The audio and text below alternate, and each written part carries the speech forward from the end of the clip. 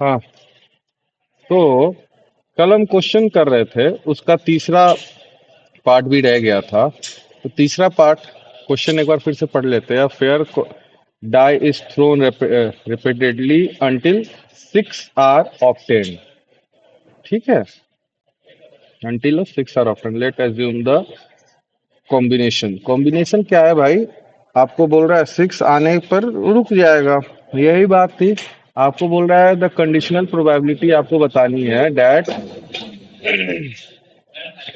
x greater than equals to 6 given है, given x equals to, मतलब ये बोलना क्या चाह रहा है, आपको निकालना क्या है? प्रोबेबिलिटी ऑफ दूसरा पार्ट जो है, probability of x greater than equals to 6। ये बोला है कि क्या है आपको, given that x greater than equals to 3 है ही।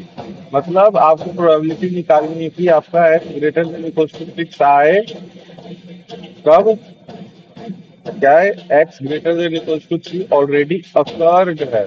तो इसकी जो प्रोबेबिलिटी होगी, इसकी जो प्रोबेबिलिटी होगी, ये क्या होगी इसकी प्रोबेबिलिटी बेटा? इसकी होगी probability of x greater than equals to 6 intersection x greater than 3 upon probability of x greater than 3। यही होगी क्या बेटा? अब इसकी बात करें, हमें चाहिए एक्स क्या है, बेसिकली आपका वही है ना कि x denote the number of tosses, वही है ना, कितनी बार डाइस को फेंकोगे। तो हम प्रोबेबिलिटी निकालते हैं, हमें क्योंकि इंटरसेक्शन लेना है। तो probability of x greater than equals to 6 की बात करें, इसका मतलब क्या है?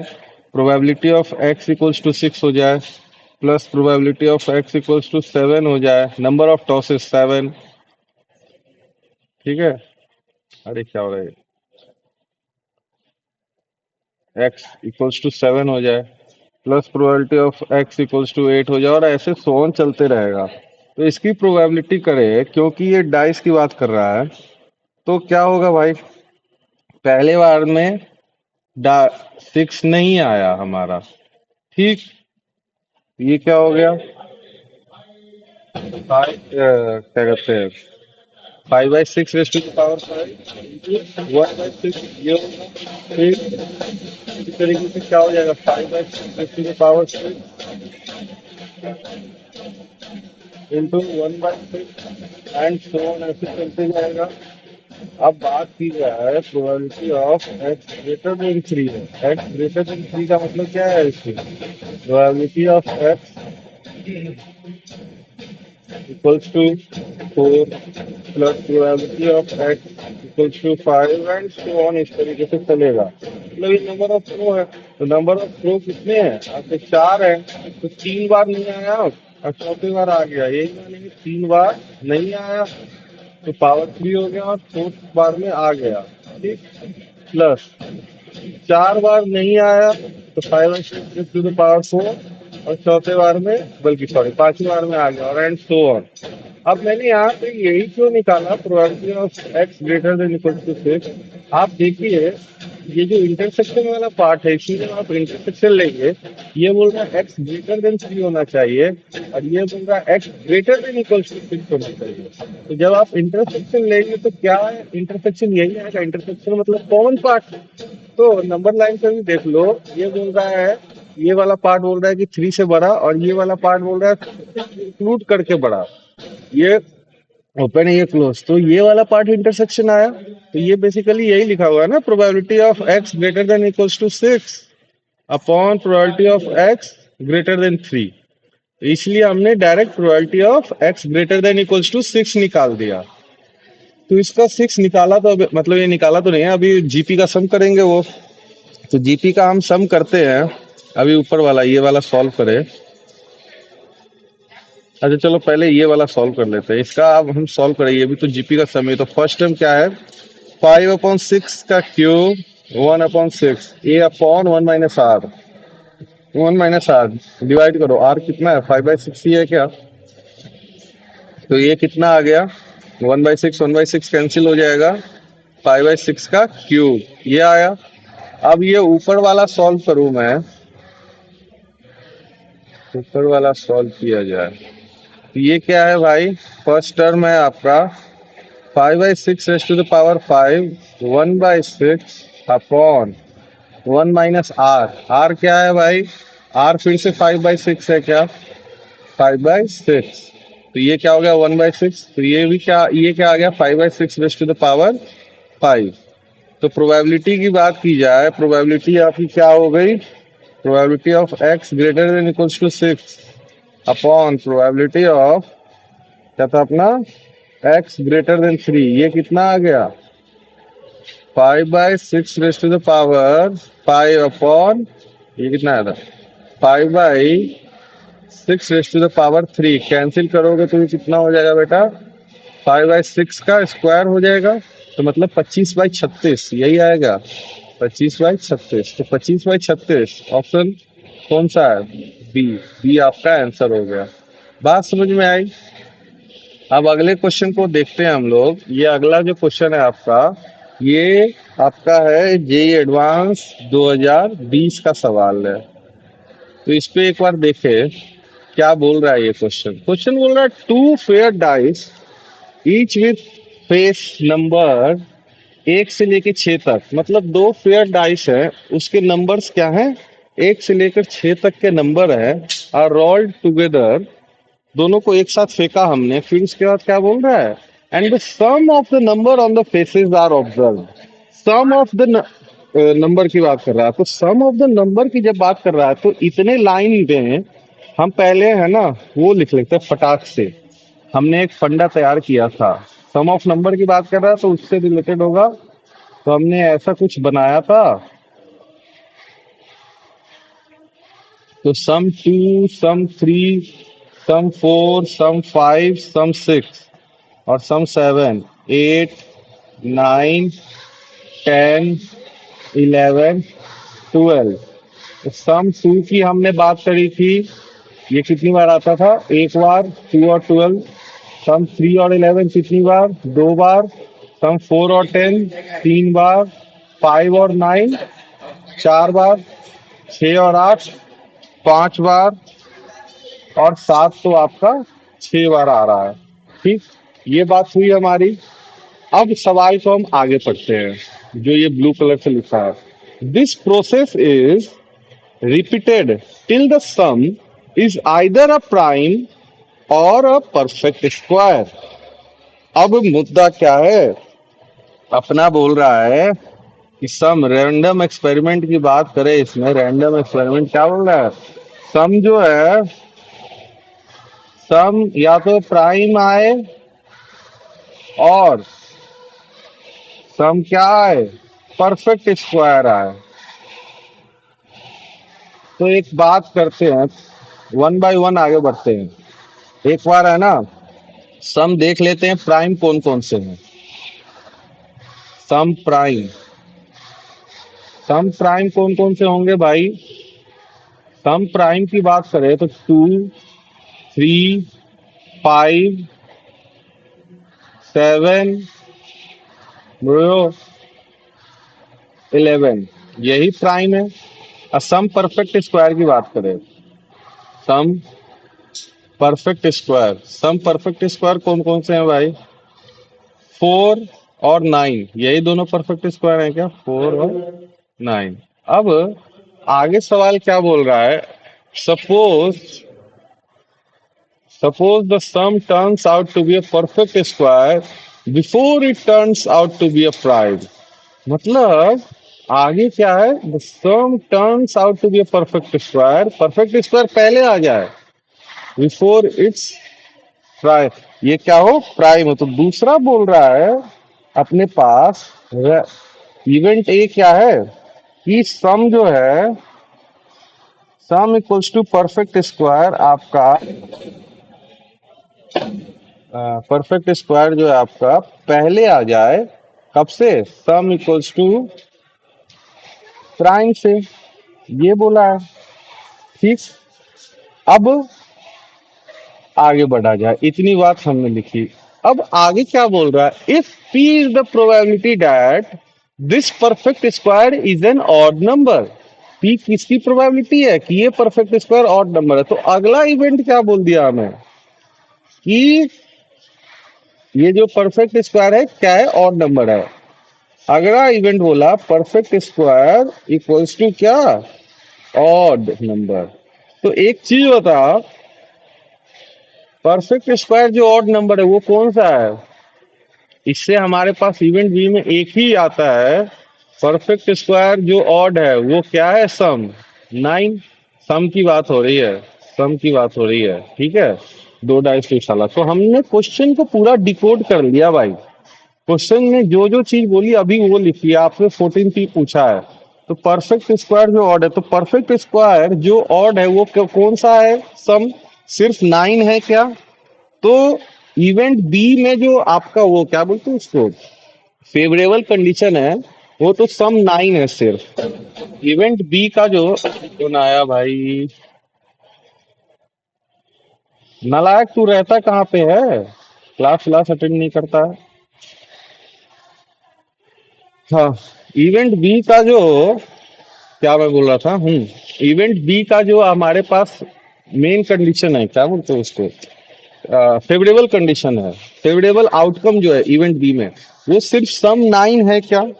अब धीरे धीरे हम लोग आगे बढ़ते हैं। तो हमें बोला क्या है कि P is the probability that this perfect square is an वो। तो हमें चाहिए क्या भाई, हमें चाहिए क्या, आपसे पूछा क्या, P is the probability that this perfect square is an odd। तो हमने तो ऑड जो परफेक्ट स्क्वायर है वो निकाल लिया। तो हमें चाहिए क्या भाई, हमें चाहिए probability of B when A occurred. मतलब हमें क्या चाहिए, प्रोबेबिलिटी। हम ये जानते हैं probability of B intersection A लिखो या ए इंटरसेक्शन बी लिखो, ये एक ही चीज होता है, अपॉन प्रोबेबिलिटी ऑफ क्या हो जाएगा, ए हो जाएगा यहाँ पे। तो अल्टीमेटली हमें चाहिए क्या, हमें चाहिए probability of perfect square odd हो, प्रोबेबिलिटी ऑफ परफेक्ट स्क्वायर क्या हो, ऑड हो। Probability of perfect square, probability of perfect square हमारा क्या हो, ऑड हो। And probability, sorry sorry, perfect square odd हो एंड परफेक्ट स्क्वायर जो है आपका प्राइम से पहले आना चाहिए। यही पूछा है आपसे सवाल में, सवाल में यही पूछा है, probability that this perfect square is an odd. आपसे यही बोला ना कि भाई sum turns out to be perfect square before it क्या हो, प्राइम नंबर हो। ये बात बोली। और आपको क्या बोल रहा है, P is the probability that perfect square is an odd. तो आपसे दोनों का क्या चाहिए, इंटरसेक्शन बोला है। तो आपसे तो यही बोला ना कि भाई हमें ये चाहिए कि परफेक्ट स्क्वायर ऑड हो और एक तो परफेक्ट स्क्वायर प्राइम वाले से पहले आए सब में। बात समझ में आई आपको। तो ये डिवाइड किससे हो जाएगा, प्रोबेबिलिटी ऑफ इवेंट ए क्या माना था हमने, सम क्या है, परफेक्ट स्क्वायर, जो सम परफेक्ट स्क्वायर है वो पहले आ जाए प्राइम से। तो बेटा ये जो कंडीशनल प्रोबेबिलिटी है, ये दो कंडीशनल प्रोबेबिलिटी का मिला हुआ सवाल हो गया एक तरीके से। तो सबसे पहले हम लोग जो है डिनोमिनेटर को सॉल्व करते हैं। डिनोमिनेटर आसान लग रहा है, टाइम पे आते नहीं है गधे, इतना इंपॉर्टेंट सवाल करवा रहा हूँ, बीच बीच में उठ उठ के आते रहते हैं। हाँ, तो हम लोग कहाँ पे था मैं, डिनोमिनेटर सॉल्व कर रहा हूं मैं। डिनोमिनेटर, डिनोमिनेटर में क्या बोल रहा है, प्रोबेबिलिटी आपको क्या चाहिए, परफेक्ट स्क्वायर पहले आ जाए प्राइम से, परफेक्ट स्क्वायर प्राइम से पहले आ जाए। तो बेटा एक चीज हमें बताए, पहले इसको नीचे करने दो। परफेक्ट स्क्वायर हमारा प्राइम से पहले आ जाए उसके लिए, अरे यार एक मिनट, हाँ, परफेक्ट स्क्वायर अपना, अरे यार बीच में ये सब प्राइम से पहले आना चाहिए। तो बेटा हमें ये बताओ, अभी हमने ऊपर ये जो बनाया था अपना फंडा, तो इस फंडे के हिसाब से एक चीज बताइए, स्क्वायर आने की, परफेक्ट स्क्वायर आने की कितने चांसेस है, परफेक्ट स्क्वायर ये 4, 9 जो है 4 बार आएगा और 4 जो है 3 बार आ रहा है, यही है। तो 7 बार परफेक्ट स्क्वायर आ रहा है। तो परफेक्ट स्क्वायर की बात करें तो प्रोबेबिलिटी ऑफ, सिर्फ परफेक्ट स्क्वायर में लिख रहा हूँ उसे, प्रोबेबिलिटी ऑफ परफेक्ट स्क्वायर जो है आपका, क्या ये 7/36 होगा?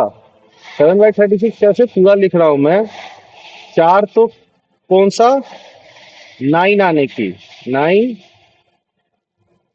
आने की, सम एज अ 9, 4 ये क्या है, सम एज 9, ठीक, 9 सम 4 बार आएगा, ठीक, प्लस 3 सम एज 3, सम एज 4 ना, सम एज 4 ये हमने देखा था, ये जो हमने बनाया है इसमें यही देखा था ना कि 2 जो सम आता है वो कितनी बार होता है, 1 बार, 3 जो है 2 बार, 11 जो है 2 बार, तो 4 जो है कितनी बार, 3 बार, 5 जो है कितनी बार, 4 बार, ठीक है।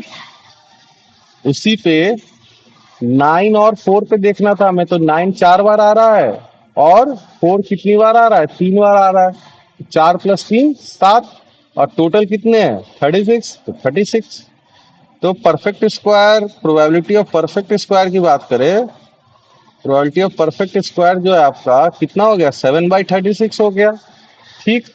अब क्या देख ले हम, परफेक्ट स्क्वायर की तो बात हो गई, प्रोबेबिलिटी ऑफ एक बार प्राइम भी देखते हैं, प्राइम आने की प्रोबेबिलिटी है, probability of sum as a prime, यहाँ पे भी सम की बात चल रही है ओवरऑल, सम एज प्राइम। अब प्राइम आने की बात की जाए तो प्राइम आने की बात बताओ भाई, प्राइम आने की बात क्या होगी, प्राइम, प्राइम कौन कौन से हैं, 2 3 5 7 11, तो दो, दो एक बार, ठीक, 3 2 बार, तो ये क्या हो गया 1 + 2, तो उसके बाद 5 5 4 बार, तो 4 7 कितनी बार, 6 बार, तो 6 11 कितनी बार, 2 बार, ठीक। तो कितने हो गया ये 10, 4 14, 1 15, तो सम एज अ प्राइम आने की 15/36। अब हम लोग वापस से वही करते हैं जो जीपी वाले में हम लोग कर रहे थे, जीपी वाले में हम लोग क्या कर रहे थे भाई, एक मिनट इसको नीचे ले जाऊं मैं, जीपी वाले में हम लोग क्या कर रहे थे, केसेस बना रहे थे, केस 1। अब क्या है प्रोबेबिलिटी भाई, परफेक्ट स्क्वायर पहले आ जाएगा तो रुक जाएगा, प्राइम पे तो जाने की जरूरत ही नहीं है, ये हमने निकाल दिया ऐसे ही, लेकिन प्राइम पे तो जाने की जरूरत ही नहीं है। केस 1, पहले थ्रो में ही हमें परफेक्ट स्क्वायर मिल जाए, पहले थ्रो में ही परफेक्ट स्क्वायर मिल जाए, ठीक। केस 2, पहले थ्रो में ना ही परफेक्ट स्क्वायर आया ना ही प्राइम आया, दूसरे थ्रो में परफेक्ट स्क्वायर आ गया, अरे दूसरे थ्रो में परफेक्ट स्क्वायर आ गया, ठीक। ये केस 2 था आपका। केस 3, पहले थ्रो में भी नहीं आया ना ही प्राइम आया, दूसरे थ्रो में भी नहीं आया ना ही प्राइम आया, तीसरे थ्रो में परफेक्ट स्क्वायर आ गया। अब हम परफेक्ट स्क्वायर पे ही क्यों जोर डाल रहे हैं, प्राइम वाला क्यों नहीं चेक कर रहे हैं, क्योंकि हम रुक किस पर रहे हैं, हमारा परफेक्ट स्क्वायर आ जाए हम रुक जाएंगे, तो रुक उसी पर रहे हैं, तो हम परफेक्ट स्क्वायर पे ही चेक करें, एक्स्ट्रा बर्डन क्यों बढ़ाना फालतू का। तो ये कैसा जीपी बन रहा है, परफेक्ट स्क्वायर का आया था प्रोबेबिलिटी 7/36, तो 7/36 पहले वाले का, अब दूसरा वाला ना ही परफेक्ट स्क्वायर आया ना ही प्राइम आया, तो ऐसे कितने केसेस होंगे जिसमें ना ही परफेक्ट स्क्वायर हो ना ही प्राइम हो, जरा देख ले, पेन का कलर चेंज कर रहा हूं मैं, तो ना ही परफेक्ट स्क्वायर हो और ना ही प्राइम हो, तो ये ना ही परफेक्ट स्क्वायर है ना ही प्राइम है। फिर उसके बाद बात की जाए कौन सी परफेक्ट, 11 ना ही, बल्कि 10 की बात है, 10 ना ही परफेक्ट स्क्वायर है ना ही प्राइम है, 9 तो है भाई, फिर 8 ना ही परफेक्ट स्क्वायर है ना ही प्राइम है, 7 तो प्राइम है, 6 भी आपका क्या है, ना ही परफेक्ट स्क्वायर है ना ही प्राइम है, 5 प्राइम है, 4 परफेक्ट स्क्वायर है, 3 प्राइम है, 2 भी प्राइम है। तो ये हो गए, तो ये जो परफेक्ट स्क्वायर भी नहीं है और प्राइम भी नहीं है, ये कितनी बार आ रहे हैं, 12 1 बार आ रहा है तो 1 प्लस, 10 कितनी बार आ रहा है, 3 बार आ रहा है तो 3 प्लस, 8 कितनी बार आ रहा है, 5 बार आ रहा है तो 5 प्लस, 6 कितनी बार आ रहा है, 6 भी 5 बार आ रहा है क्या, तो 5, तो टोटल कितने हो गए, 14 हो गए क्या। तो परफेक्ट स्क्वायर और प्राइम दोनों ना आए, इसकी प्रोबेबिलिटी कितनी हो जाएगी, इसकी प्रोबेबिलिटी सिर्फ 14/36 होगी, तो ये क्या हो गया 14/36 इनटू फिर परफेक्ट स्क्वायर आ जाए 7/36। ठीक, फिर आगे बढ़ा जाए, फिर क्या होगा 14/36 इंटू 14/36 मतलब 14/36 का स्क्वायर इंटू 7/36। तो ये कैसी जीपी बनी, डिनोमिनेटर सॉल्व किया है सिर्फ अभी, 7/36 प्लस 14/36 इंटू 7/36 प्लस 14/36 का स्क्वायर 7/36। तो इसकी जीपी का आप सम लिखेंगे तो इसकी जीपी क्या आई बेटा, 7/36 अपॉन, इनको और नीचे ले जाने दो भाई, कोई बात नहीं, अभी ओवरलैप हो जाते होने दो।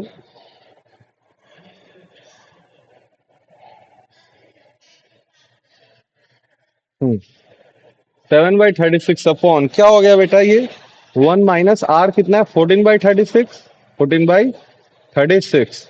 तो ये कितना हो गया बेटा 7/36 अपॉन कितना हो जाएगा बोलो, 22/36, यही होगा क्या।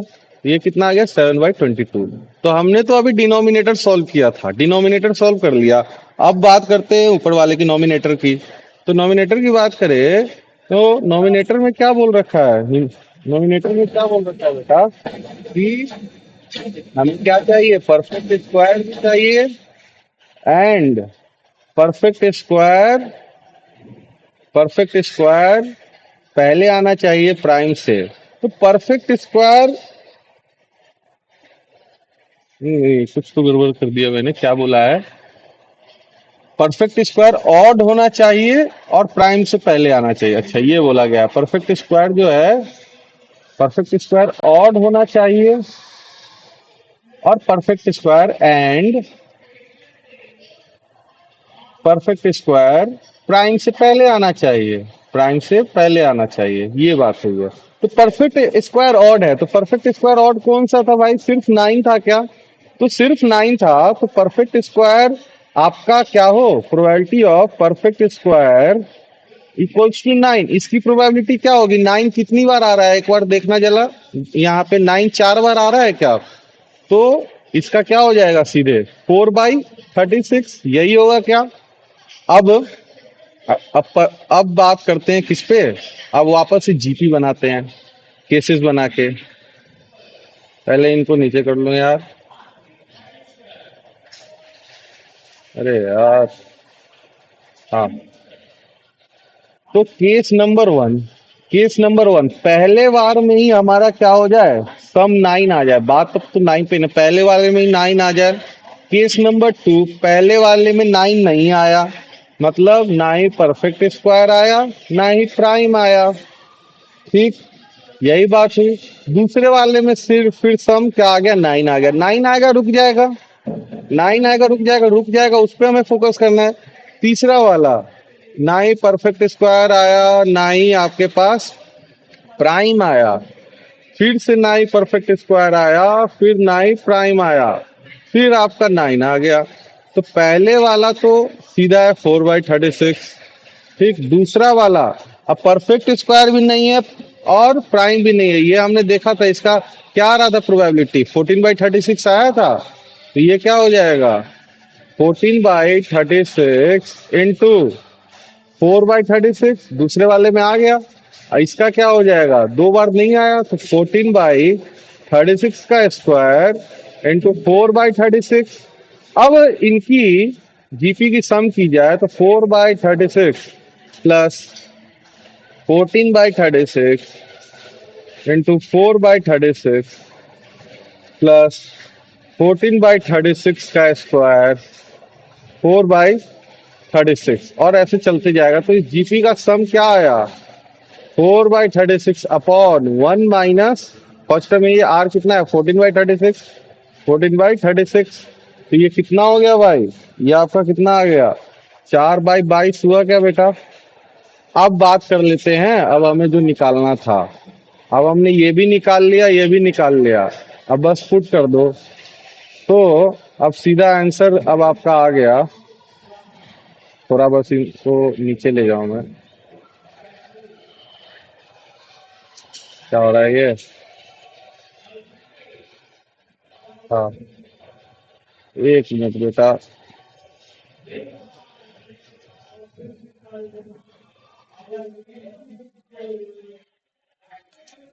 ओहो,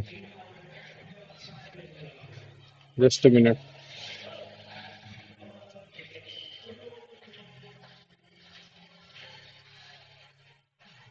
हाँ, तो बेटा अल्टीमेटली हमें क्या चाहिए था? प्रोबेबिलिटी किसकी भाई?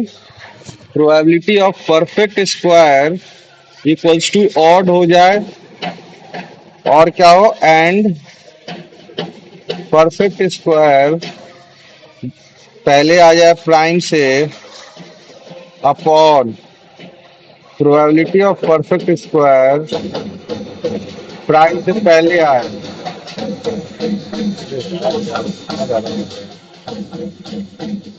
तो अल्टीमेटली क्या हो गया आंसर?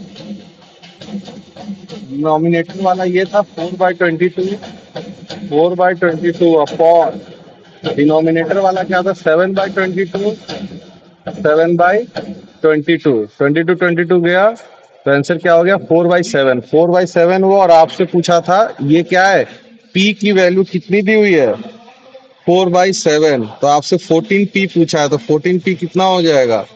4/7 इंटू 14। तो ये दोनों कैंसिल हो गए, कितने हो गए? 2 टाइम्स, दैट इज 8 आंसर हो गया। ठीक है। तो इनफाइनाइट जीपी के हमने सवाल कर लिए। अच्छे सवाल, लास्ट में ये अच्छा वही सवाल था। बस यही था कि 2 बार आपका इनफाइनाइट जीपी लग रहा था और कुछ नहीं था खास। ठीक है। अच्छा, यही था, समझाने में समय लगता है, बाकी एक बार आप समझ गए फटाफट आपने कर लेना है। इसलिए ये जो फंडा है इंपॉर्टेंट है, नहीं तो बहुत बच्चे तो ये सम निकालने में ही रह जाएंगे कि जोड़ जोड़ के देखेंगे, तब तो हो गया बेड़ा गर्क वहीं पे। ठीक है ना? इसलिए इस फंडे को यूज कीजिए। अब आगे बढ़ते हैं। आगे जो है, कहाँ गया वो टोटल प्रोबेबिलिटी वाला? सब एक के ऊपर एक आ गए। हाँ हाँ हाँ हाँ, बेस थ्योरम बाद में आएगा। पहले बात की जाए, ये भी नीचे जाओ। अरे यार, एक मिनट बेटा। टोटल प्रोबेबिलिटी कहाँ गई?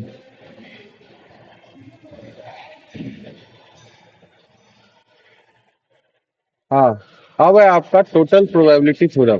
टोटल प्रोबेबिलिटी थ्योरम क्या है? बेसिकली आपके पास जो है ना, एग्जाम्पल से मैं समझाता हूँ। एग्जाम्पल से समझाता हूँ, एक मिनट रुकिए। इन सबसे पहले मैं हम हल्का नीचे कर दूँ। नहीं, ये तो ऊपर रहेगा।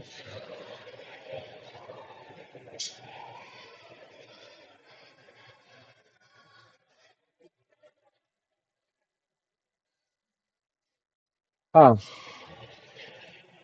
पहले ये एग्जाम्पल देखेंगे हम लोग, फिर इस पे आएंगे, इस फॉर्मूला जो लिखा हुआ है। देखिए, अब हम लोग पढ़ने जा रहे हैं दो चीज, total probability theorem and based theorem. Total probability theorem देखो, टोटल प्रोबेबिलिटी थ्योरम का सवाल क्या हुआ? टोटल प्रोबेबिलिटी आपसे ओवरऑल पूछा जाएगा। मतलब क्या रहेगा? अगला है टोटल प्रोबेबिलिटी थ्योरम। अब ये थ्योरम बिना जाने भी आपका सवाल बन सकता है। एग्जाम्पल के लिए, ओ ओ डाइस नहीं, कॉइन है यहाँ पे, ठीक है ना? कॉइन, एक बॉक्स में 3 कॉइन है, सब कॉइन है, जिसमें से एक कॉइन फेयर है। मतलब फेयर मतलब हेड टेल 50-50। एक कॉइन जो है, कॉइन है ये, one coin are two headed. मतलब टू हेडेड मतलब दोनों तरफ हेड ही है। एक तो फेयर कॉइन है और एक है दोनों तरफ हेड ही है। ठीक है? इधर से करो या उधर, दोनों तरफ आपका हेड ही आएगा। ठीक। उसके बाद क्या बोल रहा है? फिर एक क्वाइन जो है, क्वाइन है ये, आर वेटेड। ये क्या है? वेटेड क्वाइन है। वेटेड मतलब बायस्ड क्वाइन है। बायस्ड क्वाइन हुआ। सवाल उल्टा पुल्टा हो गया मेरे ख्याल से।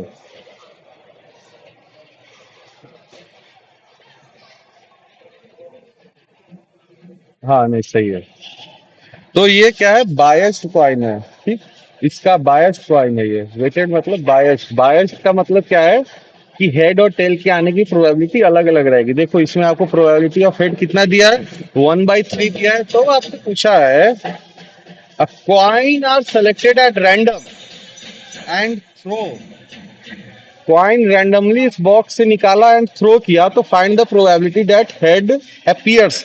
अब टोटल प्रोबेबिलिटी थ्योरम जो है आपसे एंड रिजल्ट की प्रोबेबिलिटी पूछता है। किसकी पूछता है, एंड रिजल्ट। आपसे देखो क्या बोला कि एक कॉइन निकाला हमने, उसको रैंडमली थ्रो किया। कॉइन निकाला हमने, उसको रैंडमली, सॉरी रैंडमली कॉइन निकाला, उसको थ्रो किया।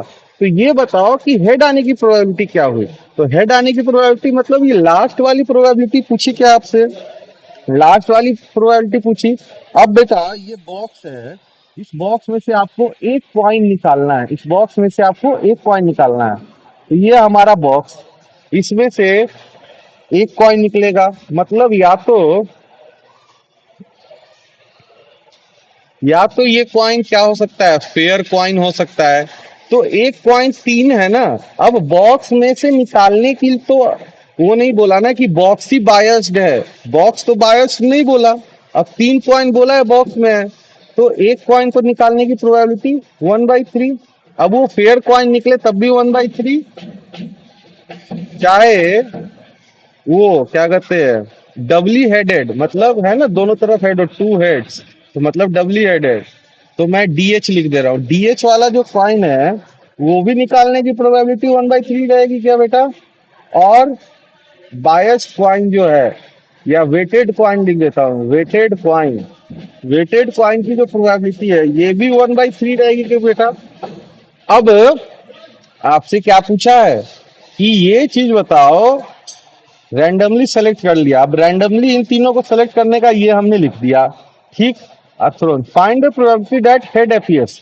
अब फेयर कॉइन निकाला और उसको थ्रो किया, तो ये अपना चलो हेड लास्ट में आना है। उससे हेड आने की प्रोबेबिलिटी तो 1/2 होगी क्योंकि फेयर कॉइन है। तो हेड भी आने की प्रोबेबिलिटी हाफ, टेल भी आने की प्रोबेबिलिटी हाफ, तो 1/2। अब डबली हेडेड है, डबली हेडेड है मतलब दोनों तरफ हेड ही है। अगर दोनों तरफ हेड है, दोनों तरफ हेड है तो दोनों तरफ हेड है, तो प्रोबेबिलिटी तो 1 हो जाएगी ना सीधा इस वाले कॉइन से, अगर ये वाला कॉइन निकल गया तो। और बेटा अगर वेटेड कॉइन निकला, वेटेड कॉइन निकला, तो वेटेड वाला ये वाला बायस्ड कॉइन निकला, तो इसमें हेड आने की प्रोबेबिलिटी कितनी दी है, 1/3 दी है, तो इससे 1/3 आएगी। तो अब टोटल प्रोबेबिलिटी थ्योरम क्या बोल रहा है, टोटल प्रोबेबिलिटी क्या, ये वाला वे, ये वाला वे, ये वाला वे, तीनों वे से हेड आने का रहेगा। तो तीनों को आप क्या करेंगे, सम करेंगे। तो यही हो गया क्या आपका एक तरीके से टोटल प्रोबेबिलिटी थ्योरम। नाम ही है टोटल प्रोबेबिलिटी। तो आपको टोटल प्रोबेबिलिटी निकालनी है। बात समझ में आई कि नहीं आई, बोलो। बात समझ में आई क्या, गूंगे बहरे हो बोलोगे तो नहीं। तो टोटल प्रोबेबिलिटी क्या हो जाएगा, ये वाला वे, मतलब पहला वाला वे 1/3 इंटू 1/2, फिर प्लस करोगे, प्लस किया। दूसरा वाला वे क्या है, 1/3 इंटू 1, फिर प्लस। तीसरा वाला वे 1/3 इंटू 1/3। ये क्या आ गया आपका टोटल प्रोबेबिलिटी, टोटल प्रोबेबिलिटी। आजकल तुम लोग को हुआ क्या है मुझे ये नहीं समझ आता, पढ़ते ही नहीं हो तुम लोग। Probability of head appears, head appears. ठीक, इनका सम कर दीजिएगा वो हुआ। तो अब बात कर लेते हैं ये थ्योरम बोलता क्या है। देखो निकालना आपको इसी तरीके से, ये फॉर्मूला जो है वो लिखा हुआ है, बस उसको देख के आप डरिएगा नहीं। ठीक है, पहले थ्योरम देख लेते हैं। इसका स्टेटमेंट क्या बोल रहा है, बोल रहा है total probability theorem, let E1 E2 EN जो भी n be n mutually exclusive. Mutually exclusive का मतलब क्या हुआ भाई, mutually exclusive and exhaustive event.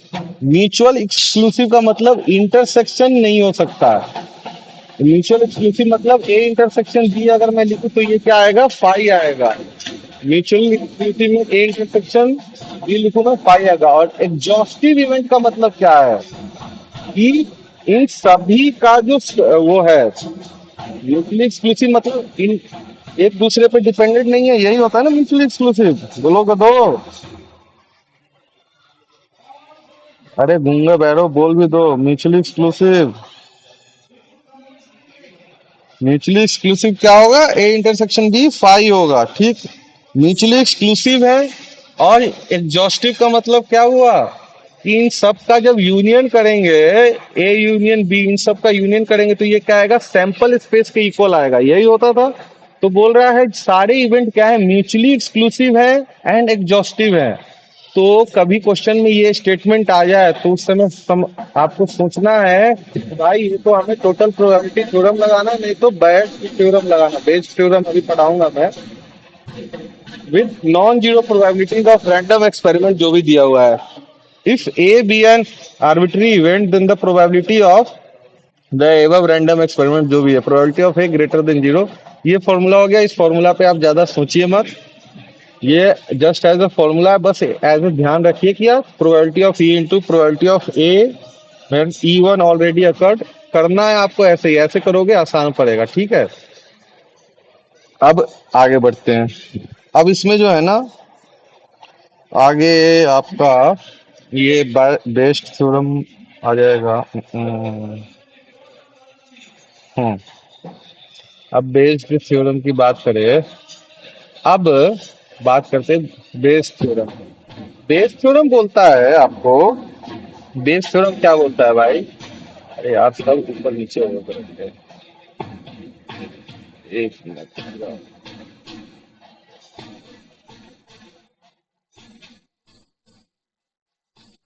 Bayes theorem बोलता है कि अगर आपको टोटल प्रोबेबिलिटी निकालना है, एंड रिजल्ट का निकालना है प्रोबेबिलिटी, जैसे पिछले में हम निकाल रहे थे कि लास्ट में हेड आ जाए, इसकी प्रोबेबिलिटी निकाल रहे थे। अब लास्ट में हेड आना है तो वो टोटल प्रोबेबिलिटी थ्योरम करना है। मतलब देखो यहाँ पे लिखा हुआ है टोटल प्रोबेबिलिटी थ्योरम कब? जब टोटल की बात हो, लास्ट इवेंट की बात हो। अब बेस थ्योरम जो है, बेस थ्योरम जो है फेवरेबल अपॉन टोटल। मतलब कहने का क्या है, बेस थ्योरम में आपको क्या करना है, वो जो आपसे पूछेगा ना किसी एक पर्टिकुलर वे का प्रोबेबिलिटी पूछेगा। मतलब आपसे ये पूछेगा वो, अभी टोटल प्रोबेबिलिटी में क्या पूछा आपसे कि टोटल बताओ कि लास्ट में हेड आएगा, उसकी प्रोबेबिलिटी बताओ। बेस थ्योरम में आपसे क्या पूछेगा भाई, इसकी प्रोबेबिलिटी बताओ कि जो हेड जो आया है ना हमारे पास, वो किससे आया है? फेयर कॉइन वाले से हेड आया है। तो फेयर कॉइन वाले से हेड आया है तब उसका अलग प्रोबेबिलिटी निकलेगा। बात समझ में आई? टोटल प्रोबेबिलिटी वाले में आपसे एंड रिजल्ट पूछेगा, लेकिन बेस थ्योरम वाले में आपसे जो बीच का जो इवेंट होगा, बीच का इवेंट मतलब वो जो कॉइन है, मतलब सॉरी वो जो हेड है, फेयर वाले से आया हो या डबली वाले से आया हो या बायस्ड वाला या वेटेड कॉइन से आया हो, वो आपसे पूछेगा। तो ठीक है, देखते हैं कैसे करना है। ये तो इसका फॉर्मूला है। फॉर्मूला क्या है? फॉर्मूले पे हम नहीं क्वेश्चन करेंगे, फॉर्मूले से नहीं करेंगे क्वेश्चन, उसी मेथड से करेंगे। क्या है भाई कि probability of B i into probability of A when B i already occurred, ठीक है, अपॉन सिग्मा बी आई जो भी है ये वाला। ये तो टोटल का ही फॉर्मूला है, ऊपर देखो टोटल का यही फॉर्मूला था क्या? क्वेश्चन से समझिए क्वेश्चन क्या बोलता है। ये क्वेश्चन सेम वही क्वेश्चन है। अब इसमें देखो चीजें क्या बदलेंगी, चीजें कहाँ चेंज होंगी, आप ध्यान दीजिएगा। एक मिनट। देखिए ये सवाल क्या बोल रहा है, सेम वही सवाल है कि फेयर कॉइन ही डबली हेडेड है और वेटेड है। फेयर कॉइन वही बॉक्स में हम बना लेते हैं। और आपसे पूछा क्या, लास्ट स्टेटमेंट देखिएगा चेंज रहेगा। Find the probability that head has come from fair coin. अब देखो, अब आपसे पूछा हेड जो है फेयर कॉइन से आए, तो बॉक्स से तो कॉइन निकालने की प्रोबेबिलिटी 1/3 फेयर वाले की भी रहेगी, फेयर कॉइन की। उसके बाद डबली हेडेड की बात करें, डबली हेडेड की बात करें, ये भी 1/3 रहेगी। उसके बाद बात करें किसकी, वेटेड कॉइन या बायस्ड वाली की, वेटेड कॉइन की बात करें तो ये भी 1/3 रहेगी। और क्योंकि फेयर कॉइन है तो हेड आने की प्रोबेबिलिटी हाफ, हेड आने की प्रोबेबिलिटी हाफ। डबली हेडेड की बात करें, डबली हेडेड आने की, क्योंकि दोनों तरफ हेड है तो प्रोबेबिलिटी 1 हो जाएगी। अब बायस्ड कॉइन है मतलब वेटेड कॉइन है, तो इसकी प्रोबेबिलिटी कितनी हो जाएगी, दी हुई है आपको कितनी, 1/3। तो 1/3। तो अब आपको क्या चाहिए, फाइंड द प्रोबेबिलिटी दैट, कि कौन से प्रोसेस से आया हो, कौन से प्रोसेस से आया है, ये जो हाईलाइट कर देता हूँ ये ऊपर। अरे अरे अरे अरे, क्या हो गया, ये तो रबी हो गया भाई। हाईलाइट करना था, हो गया था। एक बार हाईलाइट कर देता हूँ, फिर से लिख दो। अरे यार, इस प्रोसेस से आया हो, ठीक। तो इसकी थ्री, ये 1/3 थी ना, ठीक है। तो इस प्रोसेस से आया हो, तो प्रोबेबिलिटी क्या हो जाएगा, प्रोबेबिलिटी ऑफ ये वाला प्रोसेस है, प्रोबेबिलिटी क्या, 1/3 इंटू 1/2 अपॉन टोटल प्रोबेबिलिटी क्या है, 1/3 into 1/2 plus 1/3 into 1 plus 1/3 into 1/3, यही होगा क्या। अब आप इसको सॉल्व कर लेना, ये क्या हो गया, इसकी प्रोबेबिलिटी हो गई। आसान सा सिस्टम है, ज्यादा कुछ नहीं है, यही आपका क्या था, बेस थ्योरम था, ठीक। अब इसमें हम लोग क्वेश्चन करते हैं, इस पे हम लोग क्वेश्चन करते हैं, क्या है। अब बैग ए कंटेंस, बैग ए में क्या है, 3 व्हाइट बॉल है, 2 ब्लैक बॉल है। तो भाई 3 व्हाइट है, W1 W2 W3, और 2 ब्लैक है, B1 B2, ठीक। अब bag B contains 2, bag B कितना है भाई, ये बैग ए है और ये बैग बी है, जैसे जैसे बोल रहा है लिखते जाते हैं। Bag B content 2 white, W1 W2, और 2 ब्लैक, B1 B2, ये बैग बी। अब उसके बाद बोल रहा है, one ball drawn at random from A and transfer to B, A से बी में ट्रांसफर हुआ, ट्रांसफर, ठीक है भाई। One ball are selected at random from A are found to be white, मतलब बी से अब आपको सेलेक्ट करना है और वो क्या निकले, वाइट निकले, इसकी बात की है। तो अब आपसे पूछा क्या है, वाइट निकलेगी। ये देखो एंड रिजल्ट आपको गिवन है, बेस थ्योरम में यही आपकी बात रहेगी, एंड रिजल्ट आपको गिवन रहेगा कि भाई देखो क्या बोल रहा है बेस थ्योरम में, कि सेलेक्टेड एट रैंडम, एक बॉल हमने रैंडमली निकाला और वो क्या निकला, व्हाइट निकला, उसने बोल दिया भाई एंड रिजल्ट व्हाइट रहेगा, ठीक है भाई। तो आपसे बोल रहा है find the probability that ball transferred are white, मतलब आपसे बीच के प्रोसेस की फिर से बात कर ली।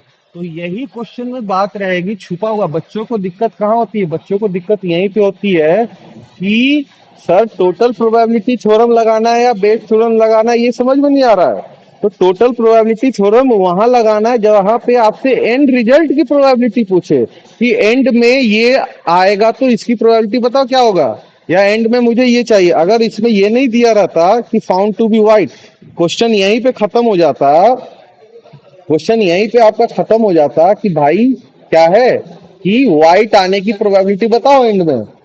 तो अब आप क्या बोलते कि टोटल प्रोबेबिलिटी थ्योरम है। बात समझ में आई। अगर ये लाइन नहीं रहती और आपसे प्रोबेबिलिटी यहीं पे पूछता कि वो बी से हमने एक बॉल निकाला तो व्हाइट आने की प्रोबेबिलिटी बताओ, तब ये सवाल रहता टोटल प्रोबेबिलिटी थ्योरम का। लेकिन जैसे ही अगला लाइन आया कि किसकी प्रोबेबिलिटी बताओ, कि ट्रांसफर्ड बॉल, बीच के प्रोसेस की प्रोबेबिलिटी पूछ दी इसने, बीच के प्रोसेस की प्रोबेबिलिटी पूछ दी कि ट्रांसफर्ड बॉल व्हाइट होगा।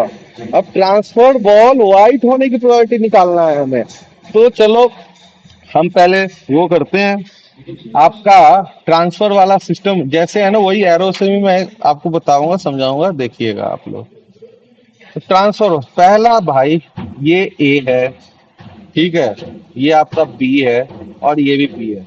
अब ए से वाई ट्रांसफर हुआ, वाई ट्रांसफर कर रहा हूं मैं, वाई ट्रांसफर। अल्टीमेटली हमें एंड रिजल्ट पता है, एंड रिजल्ट क्या आना है भाई, वाइट आना है। एंड रिजल्ट तो वाइट ही आना है, चाहे ब्लैक ट्रांसफर हो चाहे वाइट, बल्कि वाइट ट्रांसफर हो। तो वाइट ट्रांसफर हो, वाइट की 3 बॉल है तो वाइट ट्रांसफर होगी प्रोबेबिलिटी 3/5। अब जैसे ही एक वाइट ट्रांसफर हुआ, जैसे ही एक वाइट बी में ट्रांसफर होगा तो टोटल बॉल कितने हो जाएंगे भाई, टोटल बॉल इसमें फिर से 5 हो जाएंगे क्या, टोटल बल्ब 5 हो जाएंगे क्या? और वो जो 5 होंगे, अब जैसे ही व्हाइट ट्रांसफर किया तो बी में जो है क्या हो जाएगा, W1 W2 W3, 3 white ball हो जाएंगे और 2 ब्लैक बॉल हो जाएंगे। तो फिर से इन 3 में से हमें, बल्कि इन 5 में से कोई ये जो भी व्हाइट आ जाए वो है, तो ये भी फिर 3/5 हो जाएगा। बात समझ में आई?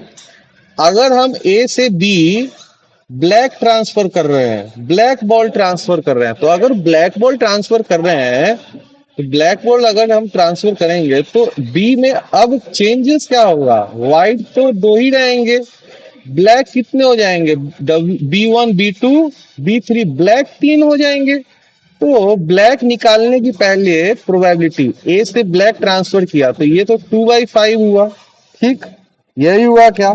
अब बी में व्हाइट कितने हैं, व्हाइट तो 2 है, ब्लैक 3 है, तो ये भी कितना हो जाएगा, 2/5।